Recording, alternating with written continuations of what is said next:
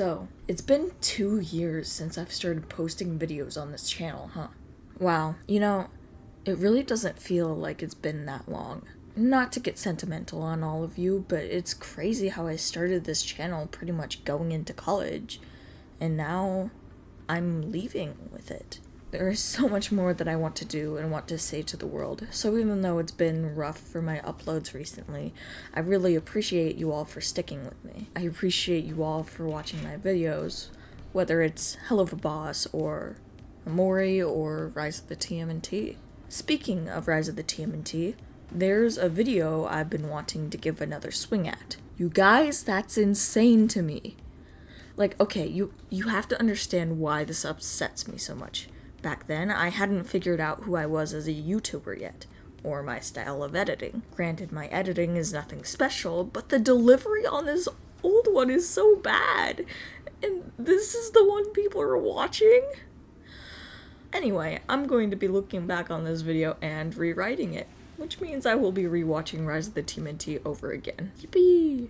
Alright, let's get into it. Mikey was a character that I cared little about on my first watch through of Rise of the TMNT. Why? Well, admittedly, I looked past him and left his character and story out of consideration since there hadn't seemed to be much there. And oh my friends, how terribly mistaken I was. Let's get into it. Mikey is the youngest of the 4 brothers, meaning that inevitably there are going to be some youngest sibling issues sprinkled throughout the series. Now, first and foremost, I want to address the elephant in the room. If you go throughout the series and watch it normally, you aren't going to catch Mikey's hidden story. And if you do, your first time watching, then you were much smarter than me, who has had to watch it many times and keeps finding new things. The most important one we'll get to in a second, but I want to start off with the less subtle ones. Mikey is the youngest child who wants to prove himself capable of taking care of himself. That's a big part of what we see on the surface level in the series. We see Mikey struggle to prove himself as able to complete tasks on his own. This in particular is interesting to me because I believe it truly stems from having people around you to help you and baby you your entire life, versus those who have to learn early on how to take care of themselves. Granted, I don't think this was the case in the turtles situation, as they were all turtles before they mutated. Don't ask me about turtle sibling science, okay? Because I don't know. Anyway, naturally his brothers see him as a person that they have to protect, as this is their little guy. Their little guy who needs to be protected from the world. The first episode to address this fully was the episode where Mikey wants to go off on his own to get the Lujitsu game by himself to prove himself as responsible to his brothers. Raph is against this, as he feels responsible for Mikey and, in a sense, overprotective of him. An interesting thing that I noticed with this episode is how Mikey and Cassandra kind of mirror each other in a sense. Listen, I know this is on purpose, but seriously, think about it. Both of them are the youngest/newest members of their respective teams who are trying to prove themselves worthy of that team. And both of them are interrupted by their mentors. Their mentors who don't trust them. They both get frustrated because they need to find themselves in the world and make a mark. But it's hard to do that when they aren't trusted to do so. In fact, not only that, but the two both get close to Draxum at one point in the show as well. Sure, Draxum sees Cassandra as nothing more of a follower than an equal, but I don't know, I thought it was kind of cute. It felt like an apprenticeship, as she learned stuff from Draxum and got rather close to him. Then, later on in the series, Mikey wants to get close to Draxum as well. It's a little different in Mikey's case, as he wanted to help Draxum be a better person, but I thought it was worth mentioning. Now, I love how artistic they made Mikey in this one. It's a little flavor that I think his character flourishes with. I'm not just talking about the art itself, but the whole cooking passion as well. I think it's super cute and works well with his character. Now, I kind of want to talk about his different personalities that he's got going on, because it feels a little weird just to be a joke for me. I get it, it's a joke, funny, haha, but they feel like a little more than that. Take Dr. Delicate Touch, for example. I don't really get it. Like, I understand it's a way for him to express his feelings harshly and without sugarcoating it, but I don't fully understand why he has to do it. Perhaps it's because he enjoys acting, and when he feels like he's playing a character, that makes him feel better about the things he has to do. The other example is Dr. Feelings, which is also interesting to me because he tries to explain feelings to Donnie, which is something I do slightly roll my eyes at because Donnie clearly has feelings, he just doesn't show them well. I know the show knows this, is trying to show this, but I'm just being a butt. Another thing I want to bring up, I think Mikey has ADHD. I know he isn't canonically autistic like Donnie is, but come on. I may be overstepping a little here, but as someone who is likely autistic, I haven't gotten it checked out yet because I'm afraid. But I feel like I can spot one of my own in the wild, you know? At least I think. Like, hold on, let me explain a little here. Now, I'm not a professional, so I cannot diagnose anyone with anything, but I look at some of the things that Mikey does, and I just have a feeling, you know? First of all, I am not saying he has the same type as Donnie, because as far as I know, there are many different places people can fall on the spectrum. I know the scene in the library where he just immediately screams Echo is a joke, but it really sent my sensors a tingling. Also, Mikey sometimes is just apathetic towards things despite him wanting to be an empathetic person. It's strange to me because in certain circumstances he will be empathetic and care, but in other ones he will be the coldest one in the group, and that baffles me quite a lot.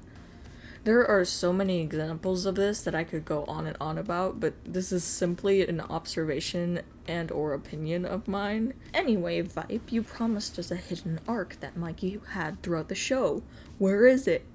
Yes, I did. Admittedly, I have talked about this within my other video, but I think it's important to bring up again. Mikey was meant to have so much more than what he got. If you have been in the Rise fandom for more than like a day or so, you were probably aware of the fact that Rise got screwed over.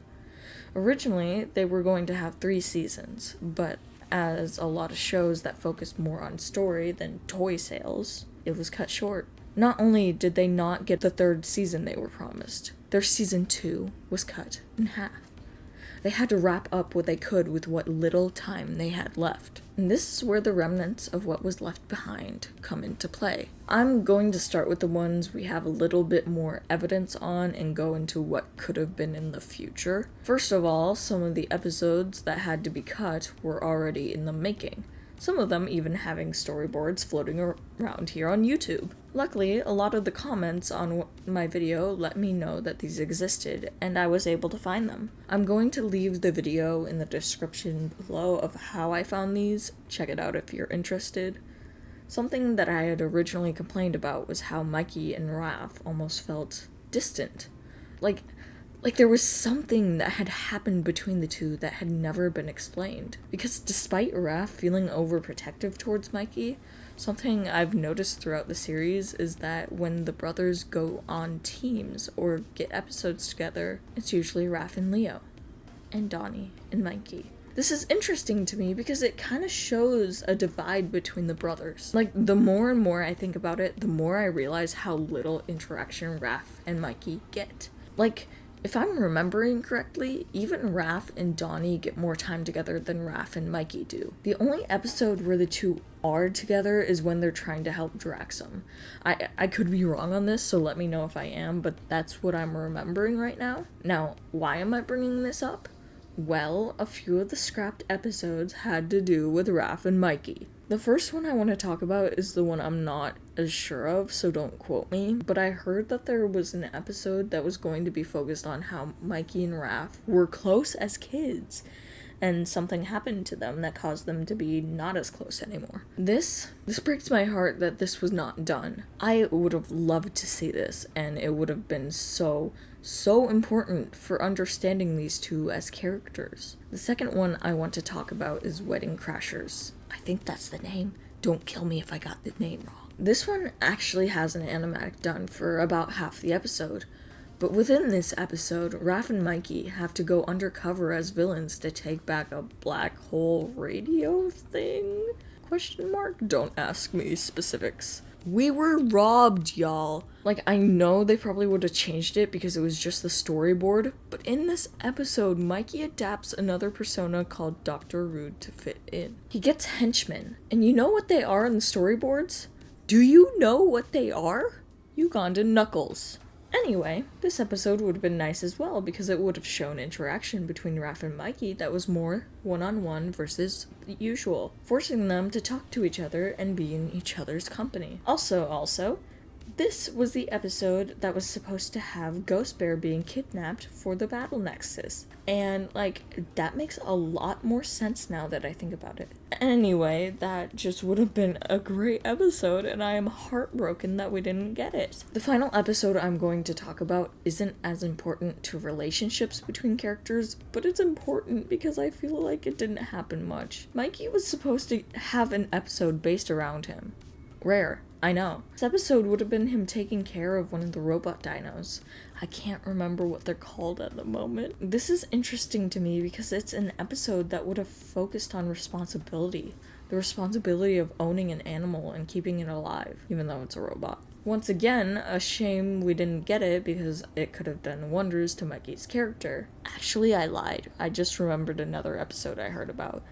This one is when Mikey's brothers get turned into toddlers, I think, and this time he is the one who has to take care of them. This one could have been very important, as it could have shown a sense of needing to mature or understanding what it's like to be in charge of someone else's life. Now, the reason I bring this all up is because I think Mikey gets overshadowed compared to the other turtles. I think his arc is hidden beneath the rubble of what Rise of the TMNT had to decimate to get their story out into the world. Let me sift through that rubble for you to let you know they did have a plan with Mikey. And the movie is the beginning proof we need to see that.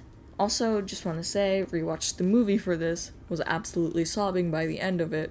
Thanks, Rise. Anyway, the thing that is important about the movie is introducing the fact that Mikey ends up being a mystic badass in the future. So much so that he was able to sacrifice the remaining of his life to open a portal back in time to send Casey Jones back. The reason I bring this up is because the whole movie, Mikey gets caught up on the idea of being a powerful mystic warrior. However, he doesn't succeed until later on. We'll get to that. The reason this is important is because this is something I overlooked until my second rewatch of the show. Something that clicked the second Mikey was able to open that portal to the Hidden City when Raph failed the first time. He's always been good with mystic powers. He was the one to open the portal. He was the one to recognize the symbol on the wall and connect it to a small object in Splinter's collection. And he was the first one to unlock his mystic powers. Why is this important? Well, I believe that Mikey was supposed to have an arc of self-improvement.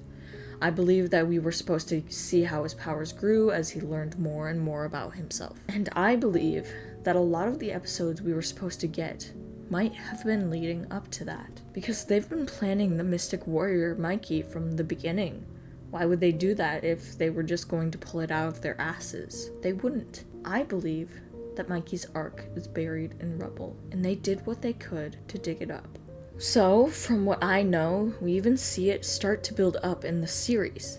The main part when it gets super impressive is right before the Shredder fight. The reason I believe they did this was their way of saying he's got better at mystic powers, but we didn't get to show how. I mean, he throws a boat, people. I'm not sure if it's a boat, I can't remember. From what I can gather on what little information we have, Mikey's powers can be brought out from emotions. The entire time he's trying to have mystic hands in the movie, it fails, until his brother needs him. While he is crying, devastated that his brother may be gone forever, and determined to get him back. That is when he is finally able to activate his powers to save his brother. So I'm thinking that, as he gets older, he is able to understand mystic powers more and more, and perhaps understand that it is tied to emotion, and being able to tap into that and find a balance between it. There's not a whole lot that I do know about all of this, but what I do know is that Mikey was destined for so much more, if only he had been given the chance. Anyway, thank you all so much for watching. I know some of the points in my video are similar to the ones I made in the original video, but you know what? I had to give it another go. I couldn't let that video exist without at least trying to do better. Also, I feel like you guys are gonna start getting used to sick voice me versus normal voice me, because for some reason every single time I record a video, I feel like I'm starting to get sick. Alright, I'm going to go cry my eyes out over that movie again. So thank you all so much for watching. Please remember to like and subscribe, and as always, I will see you all next time.